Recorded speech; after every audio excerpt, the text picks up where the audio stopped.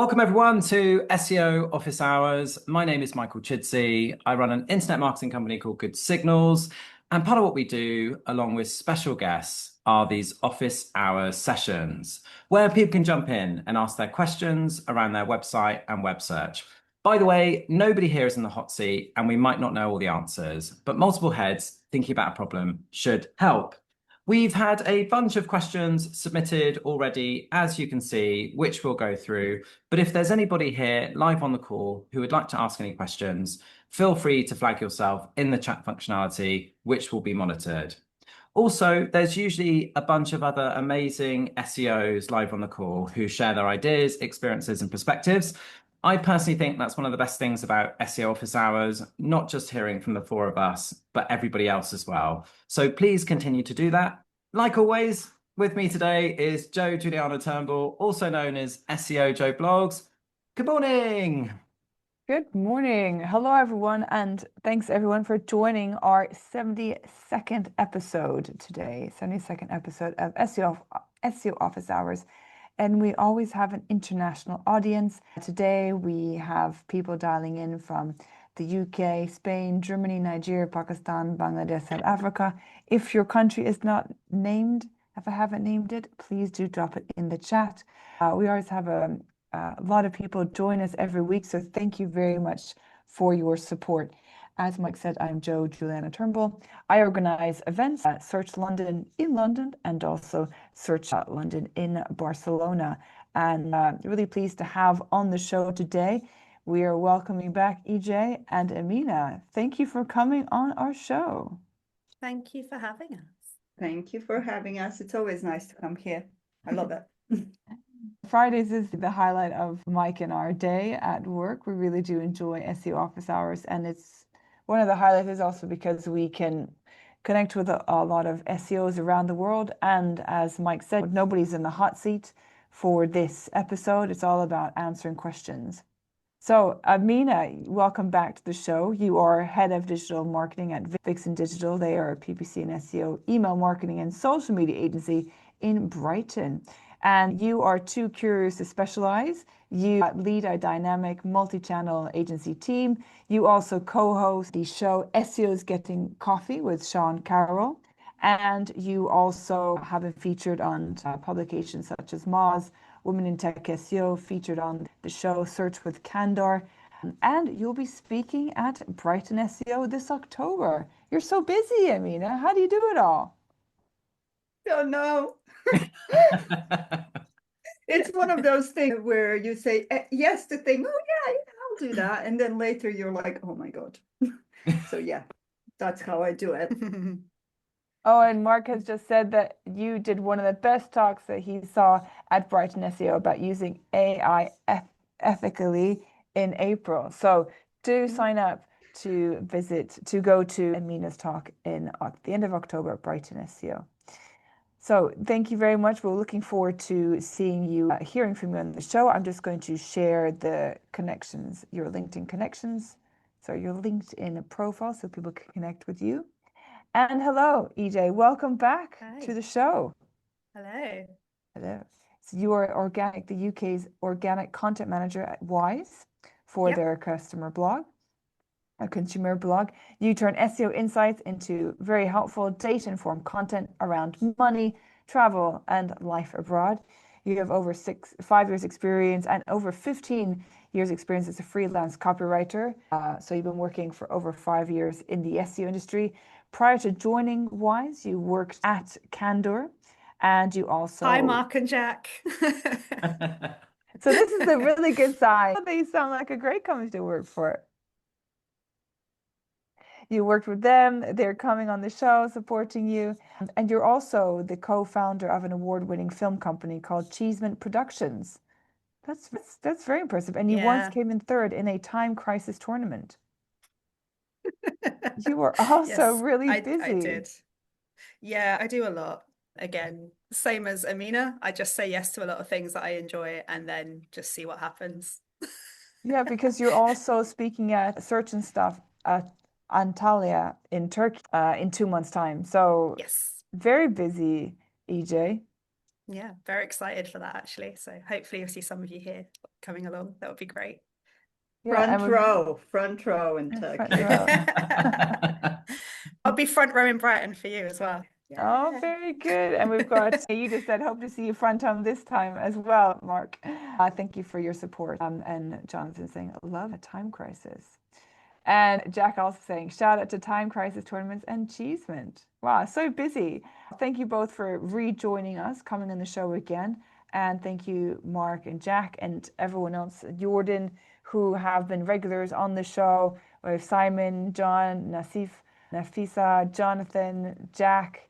We have Albert's been on many times, coming as a guest. Francesca, Favor as well. Bot, Jojo, Gatsy, dialing in many times, and everyone else that's joining us today.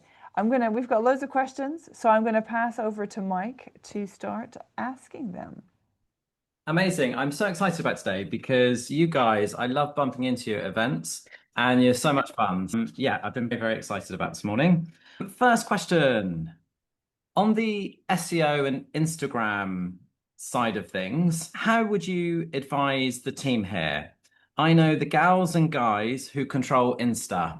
So I think what this person's referring to is that this month, Google's started indexing Instagram content, and they just want some advice. Who would like to kick off? I go kick for off. it. Yeah, I can kick off just to say we were talking just before the show started about like how I hadn't seen many like companies appear yet in the SERPs. Maybe I'm just not doing the right searches. And Mike, you did a little bit of a site operator to check some brands, and actually, yeah, they are appearing. And I feel like this is not a new thing. It's almost like an extension of when you see like an image search and you've got things coming in from other socials. This is just like an additional thing to that. I feel like that because this content is now being indexed, the only thing you might want to consider doing is just being really mindful about what you put in your like captions and stuff. Just being a bit strategic with it. Obviously, I'm not saying like keyword stuff, of course. Just be mindful of that because I think as well, it's not necessarily, we were talking before, that it's not necessarily just businesses and like professional creators. I think it's like if you've got a public profile, you will likely show up in that as well. So yeah, I think, yeah, just really being mindful as well about what you're showing as a brand. But you should be doing that anyway. Your social team, if you've got one, or if you're looking after the socials, you should already have that covered. So I don't see you needing to do anything different, but maybe you might need to chat to the social team if you're an SEO and vice versa, and just make sure that there's some dialogue going on, just so you can see what's appearing and what isn't. But yeah, that's all I would advise for that. I don't know if Emina has any additional. Yeah, I think I agree. You would hope that a lot of SEO teams have been working with social teams up to now as well, because search is really, when we're talking about search, we're talking about search in not just on Google, you're talking about search on Instagram, search on TikTok, YouTube, all of that stuff, all that jazz. One thing that I would add is a lot of the times social teams, they don't really care about optimizing the images that you're using. So alt text, thumbnails, all of that side of things. Yeah. It might be an opportunity to test that and see whether that helps you give a little bit of a boost. If you are looking to appear with your Instagram posts on search. Again, it's not about keyword stuffing here. We're not saying like stuff the keywords in there. What we're talking about is give the crawlers that little bit more information about what your post is about. And yeah, just build content that people want to see. Yeah, like and you any might find platform. that's exactly right. And you might find that maybe you suddenly start like ranking for some Instagram posts where you haven't thought about optimizing it or whatever. Maybe that will give you some ideas for new content. Like it's just keep an eye on things. I think someone in the chat just said as well, keep an eye, or Jonathan's just said, keep an eye on short videos. And I think that's also a good idea as well, because yeah, they're always popping up in the SERPs as well. But yeah. Joe, what about you? Do you have anything to add? Are you telling your social teams to flood Instagram with keywords now and all that stuff? Oh, yeah, of course, totally. No, I would just make sure that you use captions and just make it accessible for all. So describe the image and put the captions if you are have any reels. It's very important to do that. Alt text and captions for everything always. Yeah. Joe, do we have anything in the chat? Yeah, I'm just looking to see if the question's about this one, about this topic. Oh, yeah, Lead said that is actually he's seen that LinkedIn content is getting indexed as well. Social media management is definitely becoming more important than ever. So yeah, that's it for that question. We have another couple of questions, but it has been answered in the chat. Great. I think it's anything that's very early. It's just interesting to watch and see what sort of posts start appearing.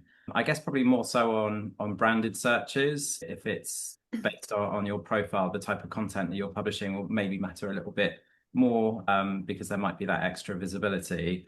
But yeah, I definitely wouldn't go and interrupt a social team and start suggesting that we start adding lots of content purely to appear in the search results for non-branded terms. Might be an idea to maybe every now and then, if you do something, it might be a good idea to share what you're doing and so on. But I wouldn't use this as an excuse to. The question is, what do I know the people that control our Instagram account?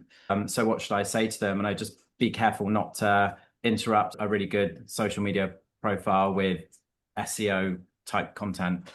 Great. Okay, should we go to the next question? Perfect. This person here is thinking about whether to become a paid Trustpilot customer. So the question is, what real measurable advantages does becoming a paid Trustpilot customer offer from an SEO perspective? I'm interested in whether it improves visibility, ranking potential, or credibility in the eyes of search engines. Who would like to kick off on this one? Nick, go for it. Okay, so there's two things there. One thing is if your goal is to improve your rankings, I wouldn't go to be a Trustpilot paid customer as my priority tactic or priority things that I do. Because while it can impact your rankings not directly, there is no like direct impact of being a paid customers for ranking on Google.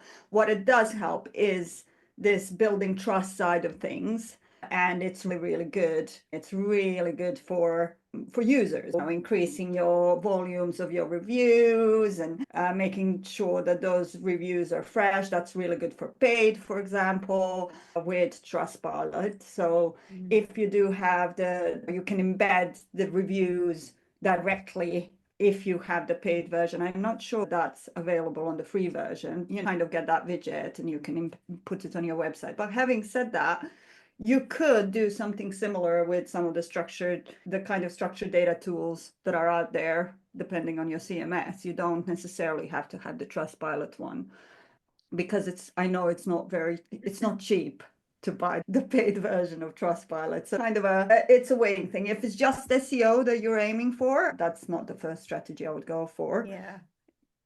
So yeah. EJ, do you have any additional thoughts? Yeah, I think I would agree with Emina here as well, because I think the question here is the fact that they're asking what measurable advantages does becoming a paid customer provide? Now, obviously, I imagine Trustpilot and any other review company are going to tell you that there are many advantages of becoming a paid customer. But I feel don't put all of your effort into a review site. But I still think it's important to make sure you do have reviews and there are reviews that people can see. Don't fall into the trap of thinking, oh, it doesn't matter. It does matter. It matters a lot. But yeah, as far as being measurable, it would be interesting to see if there's any research that's been done into this, like to just any like A/B testing, because that would be really, really cool to see. But I feel like, as Emina says, like if your main goal is SEO, not really. I think that's where it's really good is really audience research. Now, if you are somebody who loves to dig into data, I absolutely love a good rabbit hole. My advice is Trustpilot API is the worst API I have ever tried to hook up to. So keep that in mind. However, if you can actually get to it, there's a lot of data there that you can use for some really good stuff. So we're developing a workflow that looks at Trustpilot reviews and does a sentiment analysis and a keyword analysis on them, which is super useful. That's really you wouldn't get that access without a paid account, but you have to be super technical. I had to bring in a developer to help me because it was just too complicated. Yeah, that sounds really cool though, what you're working on. Yeah, I'll present it hopefully at Brighton SEO. Excellent. Now that I have brought in somebody who, I thought it was just out of the box, like the Reddit one is really simple to do, and anybody can hook up to the Reddit one. So I thought, oh, it's easy. It's not easy. It's not. Yeah. I look forward to hearing about that at your Brighton SEO presentation. Thank you, EJ and Amy. You have provided quite a lot of comments on that. I wanted to say what Simon mentioned here. He said it's from £269 per month per domain. So obviously budget for that. But good point of what you both had said about it would be interesting. I think AJ, you said that. And what do they offer? I think it would be also interesting to see what other sites are offering. So we have from Albert, I think he mentioned. We have from Jeff E2. That was another one. That's more for software. But yeah, it's quite expensive to be in there. I have used a lot, obviously, just Google, leaving reviews with Google. It's always interesting what their process is, but it's really about, I only leave reviews around places that I visited, because that ties in with what I was doing before, being a travel blogger on a very low key, not big in any way. I think you need to also look, the person that asked the question, go back and see what are your objectives as well for this to be a paid Trustpilot. Do you want to, is it local? Is it around doing fun things to do in different countries, cities, or is it about where? Look at that when you're thinking about, if I want to be a paid Trustpilot customer. You can tell we're not sponsored by Trustpilot, can't you? I mean, it's the worst API ever. In terms, Emina is nothing. I like that. That's great. In terms of Trustpilot and SEO, the only things I would probably add to what's already been said is it depends on how important your Trustpilot page is to you at the moment, or your profile. So for example, if you have tons and tons of reviews on there, and maybe if somebody Googles your brand and reviews, that could be the page that appears. And so from an SEO perspective, not necessarily to directly help your website, but actually almost think about that as an important page in itself. And when you become a paid customer, you can also do things like remove your competitors from the page and things like that, and you can customize the page and stuff. I know you can do this actually because I've worked with clients on that stuff, and so purely from an SEO perspective, I think there's a little bit more customization there. And if it's the thing that appears when people search for your brand name and things like reviews or what are they like or thoughts, then I guess that could be important if they're appearing. And I know from using tools like Trustpilot, you get analytics, so you can see how often that page is visited and stuff like that. Yeah, from an SEO perspective, there's that. Like Emina was saying, more of a conversion. There's the conversion side of things as well. Actually, having reviews on your site versus a third party. I don't want to keep saying Trustpilot, but that is good. Like Trustpilot, actually, there is something there that provides a little bit more confidence to people, and you can create, like Emina was saying, different widgets that you put on different sections of the page, filtered by if you've got certain products, that just those products on that page, and so on. So from that perspective, it's great from a conversion point of view. And obviously, I think companies like Trustpilot, TripAdvisor, and so on, I think they now versus say 10 years ago, I think people really do recognize those kind of colors and symbols and so on, more so than some of the others. So purely from a conversion perspective, I think that can be that can be quite useful and add some credibility there. But not, your question was to search engines, not necessarily to search engines, but to actual people who hopefully might buy from you or inquire or whatever. Joe, do we have anything in the chat? Yes, we do actually. So Jonathan said that reviews.io are a popular Trustpilot alternative for anyone that wants to look into that. Simon said that you should think about how easy would it be to decouple yourself from Trustpilot. He said that with Yale, it was always impossible to leave.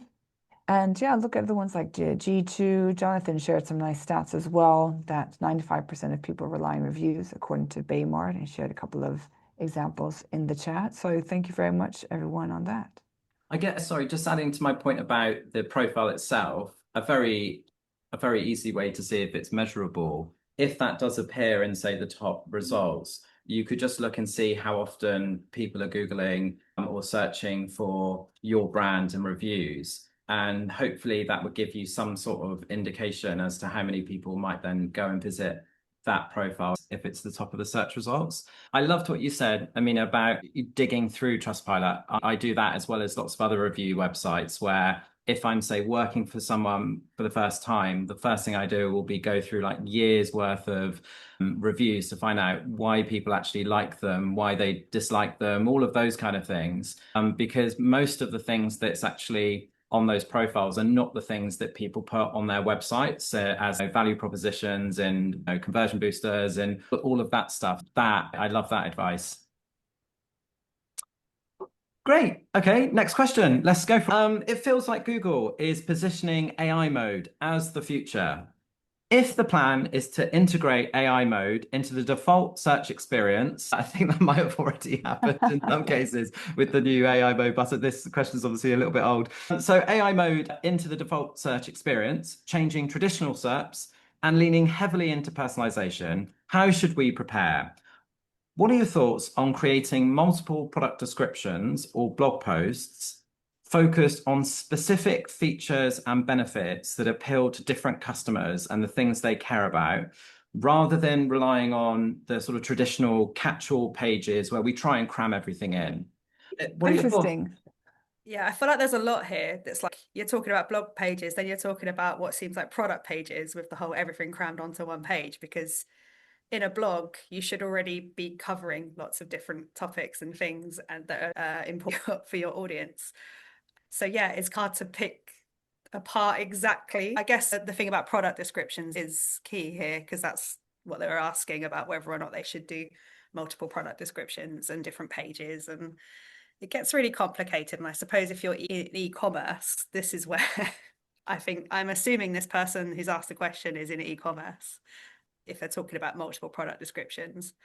But I would say you could, in theory, do that, but really it's more about making sure that, because you could end up having far too many things going on, right? It could get too complicated. You could end up with more pages than are necessary, or you could just but the problem is here is that you don't want to. Oh, here we go. Here's the alarm that I said would happen. Let me just pause. Okay. Emina, do you have anything to add? Okay, so I don't know if this is necessarily e-commerce. I think this is like this question is really relevant for everybody. And I think this is something that has become even more prevalent now with Gen AI search, particularly. Now, I'll say an example. For example, we're working now with a client who is redesigning the website. And this is where understanding your audience really comes in. So where we start the process is really at the audience level, gathering everything that we possibly can to understand them better. Then you put the team in a room and you map out your journeys. Now, when you're mapping your journeys out, whatever product, so this is a software company, and one of the things that we've noticed is that actually there's a few things there. There's the use cases, there's the features, there's the capabilities and like the benefit side of things, and then there's the website. So how do you take one product and use your whole website? We're talking about blogs, we're talking about product pages, we're talking about podcasts, everything, to sing the same hymn sheet, really. Yeah. So rather than thinking about it as, okay, I'm going to create all of these different pages for these different use cases, what you do is you look at your ecosystem of your website. So if you have a product page, then you think about how do I bring in some of the use cases into that product page that I know my audience is really interested in. How do I, if I have a bit of features on a features section, how, you're not going to list all of your features, but one of your audiences might be a very technical, in this case, there were developers there. I'm not going to put everything in the kitchen sink on the page, but what I'm going to do is ensure that I have a link to a technical documentation PDF that's currently on a subdomain, yeah, and not linked on the main domain for anybody who is that part of that audience to dig deeper, yeah. So I think rather the question isn't, should you create individual pages for each one of the features that you have, or should you create a page that targets a particular audience? Yes, you should have sectors on your pages, you should have all of that. The question is, how can you, from the understanding of your audience, their use cases, their pain points, their things that they want to know, how can you design your website, your whole website, the whole ecosystem, so it sings the same song, really? Yeah. So it says to people what they want to hear. We're in the process of doing that now. It's not easy. It is an absolute nightmare, but it really does need to be done. So hopefully that answers the question. Yeah, I think, you've covered it there. I think your customer journey is important there, and knowing exactly what it is your customers are looking for. Obviously, intent is key here. And as you say, not every person reading your content has the same motive. Like, someone could be looking at your page because they're just interested in the topic. Someone's got more knowledge. Someone's just there because they accidentally clicked through. There's all kinds of reasons. But I think, the customer journey is really, really important. And I think at Wise, we've been thinking a lot more about that as well. It was already something we were doing, but it's now we've kicked that up a notch because, making sure that we're like not just creating generic content that can appeal to everybody, making sure we've got some content for different kind of key audiences as well. As you say, it's everything, and from the architecture exactly. to the last little blog that you have, to the podcast, to the videos,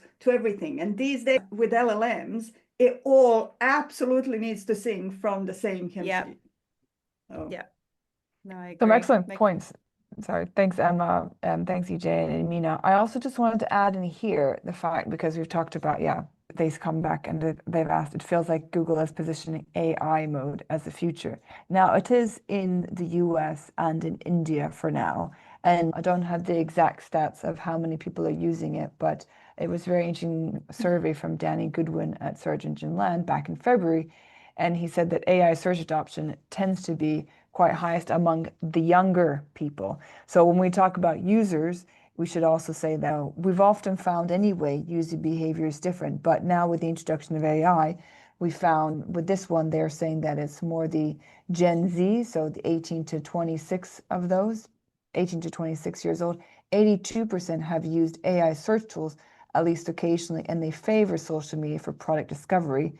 The millennials, who are 27 to 42, they balance traditional search with AI.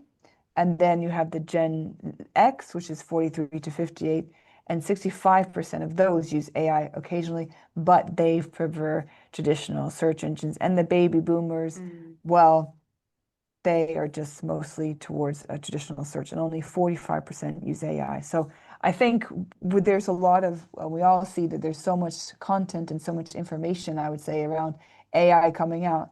But remember, not everyone is using it right now. It will increase, but I still believe that there'll be some users like, the baby boomers that do have a lot of money or wealth. So even though maybe they're not so internet savvy, they tend to have high, depending on the country, that hold the most wealth, just because of the state of the real estate market in the US and UK.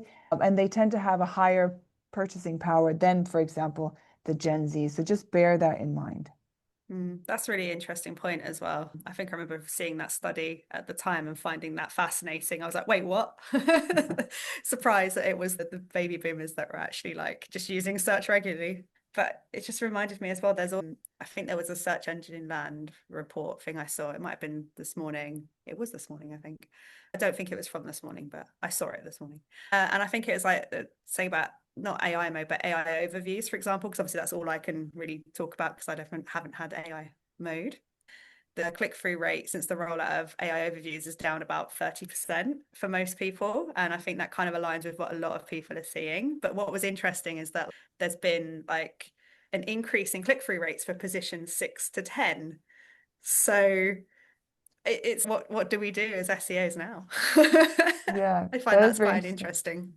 Yeah, But that yeah, article. Sorry, I to say that would article came out recommend. yesterday. That was it yesterday, but I only saw it. Hang on, I think there you go. I just posted it in the chat. Yeah, but that was really interesting to see.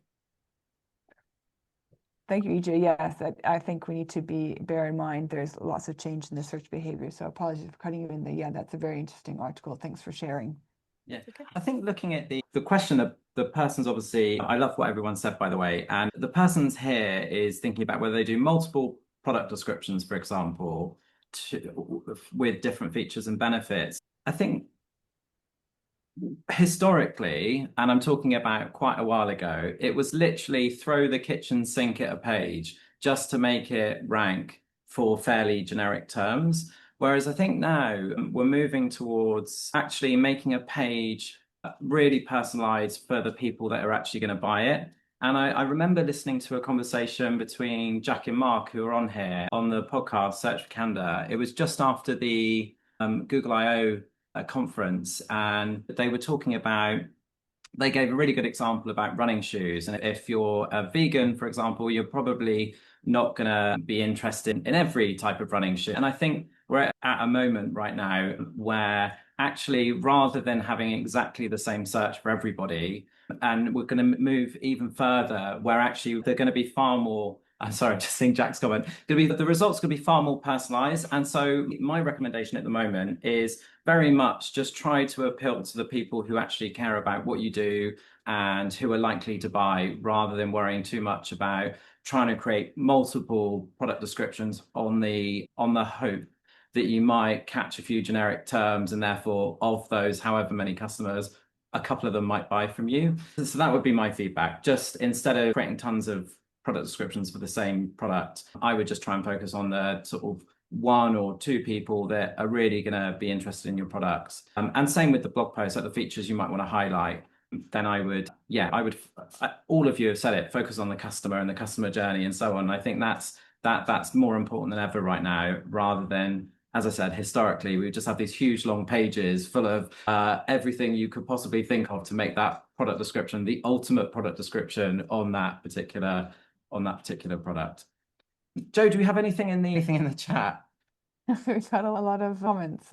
Just actually, so Harsh was saying that actually in India it was available initially in labs, but actually now it's available professional accounts as well. So interesting to see for people to test that out. I was testing AI mode, and anyone can test it depending on the country you're in via a VPN. It was quite interesting to see the differences. Jordan was saying the AI mode has 100 million monthly active users, and AI overviews now has over 2 billion monthly users across more than 200 countries and 40 languages. But just interesting just to put everything into perspective at the moment. Of course, AI overviews, this has grown considerably since it was announced in March last year. Jonathan's talking about diversity-based sort method in lists, so users can pick out features. So waterproof, road running, track running, back to the running shoes. Let me just check if there's anything else. So I think that's it actually. So yeah, I think we've answered quite a lot there. We've only got, I think, through three questions. Okay. And I just wanted to say, sorry, that thanks everyone for joining. As you are enjoying the show so much, please click a like on the YouTube video or videos and subscribe to Good Signals YouTube channel. And you can always join us live by going onto goodsignals.com, and you'll see a link to join us at SEO Office Hours, and Mike will send you a calendar invite to join us next Friday. We're every Friday at 9:30 a.m. British Summer Time, or Greenwich Mean Time when the winter. Yes, apologies. I've been not that great at uploading videos and stuff like that from previous office hours. Back on it now, so we'll hopefully be up to date by the end of this week, and we'll be back to normal where it's every Friday rather than Yeah, but it was just because somebody couldn't come last week. That's why. Yeah, that week wasn't my fault. We took some time off for family, so I think it's that's okay. true. I had a funeral and a wedding in the same week. That was my wedding, so it was quite dramatic. Okay, next question. So let's try and we'll try, as Joe's pointed out, I've done a really bad job of chairing this week, so we'll try and get through a few more. Have you guys looked at llms.txt? Is it worth an ad or a push in certain directions? Have any of you guys uploaded one of these? Are you using them? So I have them on a couple of test sites and nobody is scrolling them. However, I did see, so Mike King reposted somebody's post that with a screenshot of their file actually being read by OpenAI quite heavily every like 15 minutes or something. Now, I was really skeptical when I saw that. It's not a standard yet. So like the whole thing just smells of going back to, oh, all you need is a sitemap.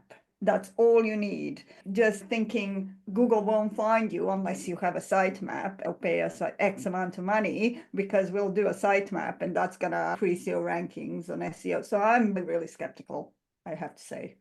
Maybe, I don't know. I don't know if anybody here has tests running where it's actually working, because my ones are not.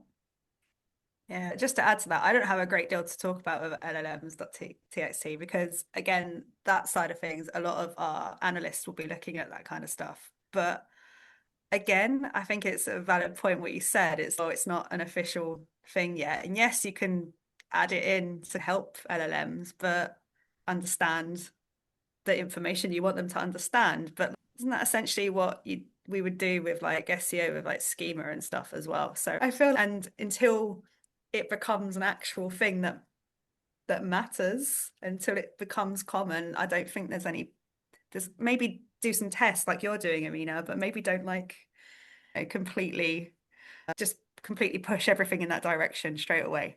Yeah, I think we're still too early in things. Like suddenly there's a new thing or someone's talking about a new thing every 5 minutes and it's like, let's all just chill out. Let's all just do some testing and just see what happens. Because I think everyone's too quick to not want to miss out and jump on things and do things. And I think you've got the right approach, where it's like test things first. Because also as well, it's the thing with any SEO you're doing, or I guess if it's LLMs, whatever you want to call it, I'm not calling it what people want me to call it. It's still SEO in my mind. But yeah, like actually test it. Don't just run head first because you've seen one person do something or say it's worked for them. Like it's not going to work for everyone, just like everything in SEO. I actually had a very good point. I had a conversation with a client not that long ago about this, and they were basically saying that they would like to use it and stop any crawlers from crawling any of the website. And I couldn't really understand why, because I explained to them, but your site is totally commercial. Like everything on the site is about you. They don't even have a blog or anything like that. So in my head, I was just like, I can't see why you would do that, because if anything, you would like your information to be crawled and used, I think. Yeah, so that's really my only conversation that I've had around it. Obviously, maybe the size of your website might matter, and you might want to like if you've got hundreds of thousands of pages and you don't want all of it to be crawled, I don't know. But it's I guess more for publishers maybe that want to avoid their content being used for training. Joe, do you have any thoughts? Do we have anything in the chat? I just liked what EJ said. Yeah, let's just like test things. I mean, it was doing. And yes, we do have some comments in the chat, so I will read those comments. Thanks everyone for always providing so much advice in these SEO office hours. As you can see, we always have loads of different questions. The theme may change depending on what's happening. So AI, for example, there's a lot today. So John was saying that you can link to the file, then the crawlers look at them. You can link to anything. He actually suggested, why don't you use it to look at what competitors are doing? Very good point on that one. And Claude can read sitemaps.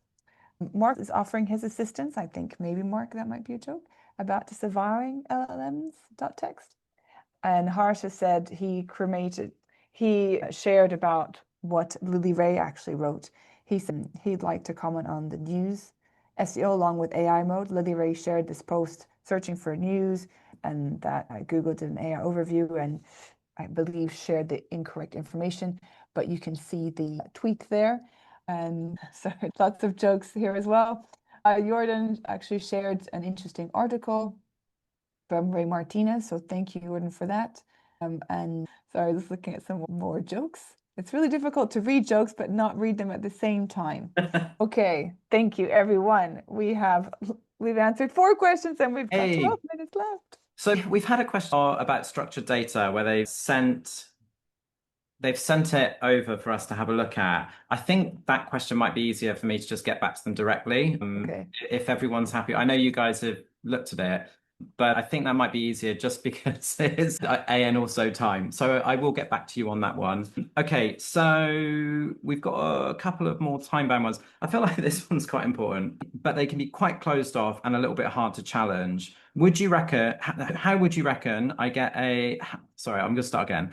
The development team says they're handling SEO as part of a migration, but they can be quite closed off and a little hard to challenge.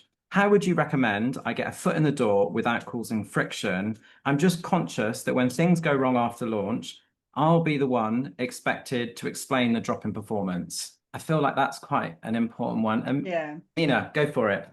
Oh my God, I have so much to say about this, but I'm going to start with the best strategy that has worked for me over the 15 years I've been in digital marketing. Buy them cookies. Like literally, I love that. buy them cookies. One of the things that I did with developers in all of my companies really is to start off by buying them cookies because what I find, and everybody keeps talking about this, developers, it's difficult to talk to them, it's a tricky relationship. Like, I absolutely love developers, and everything that I have learned has been through working with developers. I think they are absolutely an amazing resource in a company. And if you start from that positive side of things, you're already winning. So presumably you already have some kind of relationship with these developers. Think about how you build that relationship and how now with this migration you can maybe start to remedy it if they are pushing back, if they are not listening. Because what I find is it's usually a two-way street. It's not like just developers being asses. Can I say asses? It's usually a combo of SEOs being a bit of an ass and a developer being a bit of an ass. So rather than starting from that position, start from there's so much I can learn from them, and you're starting off on the right foot in the first place. But in general, yeah, you don't want them to, just say, we're handling the SEO because that's, it's not going to happen. Yeah, I love that you giving them cookies. I think that's brilliant. But I think it's really important anyway, and it's not just for site migrations, for anything you're doing, to have a really good relationship with your dev team. And also as well, like other teams within the marketing function, not just, obviously everyone has their own specialties. And if you're not talking to one another, then when things go wrong, then yes, someone is going to get the blame, but then it's hard to know what's happened. And if you're not talking to them, and if that's not something you're comfortable doing, then, not to be weird, get comfortable doing it. I think, it's really important to make sure that as well, that you could even just approach them with a list of URLs and pull some of your own data, list the URLs that you want to make sure are all going to be okay. Send them across in advance. Talk to them. Some of them might already have a good handle on SEO, because this is the thing. We don't know this development team that this person's talking about. We don't know what their ability is, if they've ever done a migration before. Maybe they haven't. Maybe they're really good at it. So maybe they're saving you a huge job. But actually, it's good for you to know what's going on. And really, it's sad to hear that they're closed off and they don't want to let you in, but I think it's really important. There needs to be that communication. You don't want to have a site migration where everybody's siloed. Bad idea. Great. Yeah, it's just some great tips there already. What Emina said about, getting cookies, I would say it ties into people's soft side. Jay said, we don't know why they're closed off. So perhaps it might be the previous person that was in your position, or maybe they're just really quite stressed and they become quite defensive just to try and protect themselves. So I would actually try and find out what are their goals, what's happened in the past that may lead them to act in this way, and then make sure that your goals align with theirs so that you are not just asking them to do another task. It's actually how you can actually help them as well. And I find that type of collaboration ends up being more successful. And also, it means that it's not siloed because your goals are theirs. And if you can as well, try and make the site migration not an SEO task. It's actually the whole company's task because it comes down to revenue. Okay, the CEO sees that, oh, my site's down, then that person will, and the company will not be happy. So try and see if you can try and educate the outside the team and outside your team and the dev team that, okay, we need to have lots of people that have an interest in it, not having an opinion, but just have an interest so that you can get things pushed through. Great.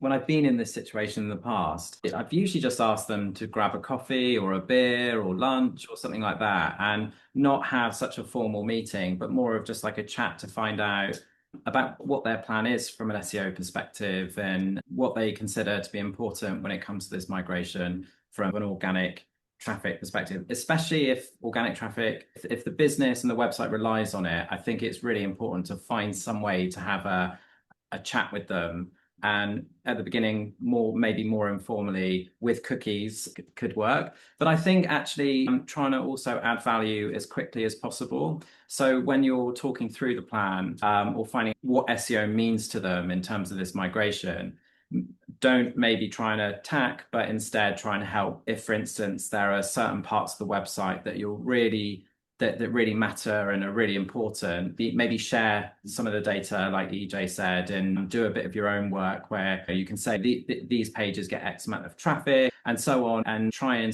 help them with making that migration successful. And I think it's always important to, particularly if you're in-house, to make it very clear that you all have the same objective, which is for that to be a successful migration. And your concern here about if it all goes wrong, you're the one that you're going to get it in the neck in a few months' time once the project's all done. I think it's just important to be honest with them about that and just say, look, my job is to grow organic traffic or to maintain during a migration, and I'm happy to do whatever. And I think what Joe said is really important, not to add extra tasks to their list, but instead try and help them as much as possible with those things. Get access to the staging site and test it. And best case scenario, they've got it handled, and you can say, amazing, well done. That's great. Alternatively, you might find some leaks or problems, and you can feed that back quite early on and show that value so they can see you really know what you're talking about. I've been in similar situations like this, so I totally get it. And I think just need to grab a coffee or beer, have a chat with them, and try and get across that you just want to help them do a really good job so that the website is successful and the business is successful. I can't see why somebody wouldn't want your help. Yeah, so possibly down to bad past experiences. Joe, do we have anything in the chat? I'm seeing we've only got 2 minutes left. We've got loads in the chat, but I don't think we have time. Thank you everyone for joining us. We have had a lot of people join us from all over the world today. Thank you always for supporting us. We're back next week for our 73rd episode. Great. What I'll do is I'll copy some of the points onto the YouTube video, so in case anybody misses them. We have a regular question, which I am going to try and fit in. So very quickly on responses, if that's all right. What are you most excited about in terms of SEO at the moment? EJ, what are you most excited about? Cool. I'm going to go really quick and say I got really excited yesterday when I saw that the Google Trends API stuff that's going on. I'm a big fan of trending topics, using them. And I am very excited to see, hopefully I get through with alpha testing and see what happens with that, because Trends API looks like it's going to be really useful. I loved your reaction then. I don't think I've ever seen anyone as excited about Google Trends or a tool as that. What are you most excited about apart from Google Trends? No, I have to say Google Trends. Hey.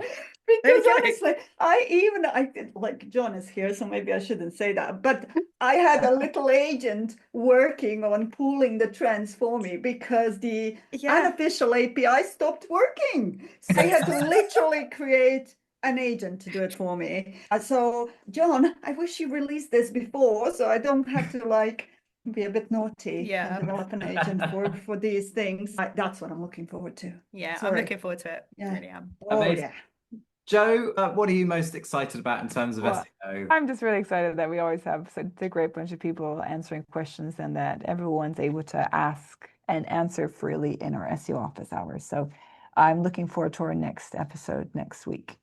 Amazing. Thank you so much to everybody who has joined live. Thank you to those who are watching afterwards on YouTube. Thank you so much, EJ and Emina. You guys are amazing. Jo, thank you so much for co-hosting. Thank you to those who submitted questions. Hopefully it's helped. We'll see you next week. Thank you so much. Thank you. Have a Thank lovely you, day. everyone. Thank you, Bye, Emina, everyone. EJ. Thanks, Mike. Bye.